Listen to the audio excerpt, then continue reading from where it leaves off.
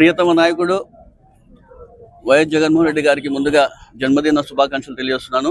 ముఖ్యంగా అనంతపురం జిల్లా వైఎస్ఆర్సీపీ జిల్లా అధ్యక్షుడు అనంత వెంకటరామరెడ్డి గారి ఆధ్వర్యంలో ఇప్పుడే పార్టీ కార్యాలయం దగ్గర పెద్ద ఎత్తున కేక్ కటింగ్ కార్యక్రమం చేశాం. అదేవిధంగా నగరంలో అనేక చోట్ల కేక్ కటింగ్తో పాటు అనేక సేవా కార్యక్రమాలను కూడా ఏర్పాటు చేయడం జరిగింది. అందులో భాగంగా ఇక్కడే రమేష్ అన్న ఆధ్వర్యంలో హాస్పిటల్లో కూడా ఈరోజు పేషెంట్స్కి సంబంధించి కొన్ని నెబులైజర్స్ కానివ్వండి, బీపీ ఆపరేట్స్ కూడా ఇక్కడ ఇవ్వడం జరిగింది.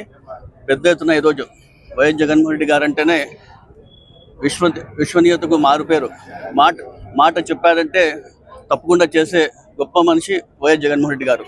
ఈరోజు గతంలో మనం చూసుకుంటే 2019 నుంచి 24 మనం చూసుకుంటే సంక్షేమం ఏ విధంగా అందించారో ప్రజలందరూ ఒకసారి తెలిసిన విషయమే.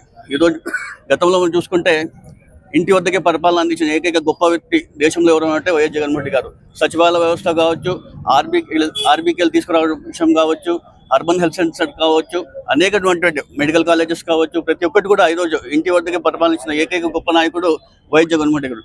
అదేవిధంగా ఎస్సీ, ఎస్టీ, బీసీ, మైనార్టీలకు కూడా ప్రాధాన్యత ఇచ్చిన గొప్ప వ్యక్తి వైఎస్ జగన్మోహన్ రెడ్డి గారు. మైనార్టీస్ కూడా ఎక్కువ పొలిటికల్ లిఫ్ట్ ఇచ్చిన ఏకైక వ్యక్తి కూడా వైఎస్ జగన్మోహన్ రెడ్డి గారు కానీ మీ అందరూ తెలియజేస్తున్నాం. అదేవిధంగా అభివృద్ధి దిశలో కూడా ఏ విధంగా ముందుకు తీసుకుపోయిన విషయం కూడా ప్రతి ఒక్కరు కూడా గమనించాల్సిన అవసరం ఉంది. గతంలో కూడా మనం చూసుకుంటే అనంతపురం నగరాన్ని కూడా ఏ విధంగా అభివృద్ధి చేశామో అనంత వెంకటరామరెడ్డి గారు కూడా ప్రజలందరూ కూడా ఒకసారి గమనించాలి.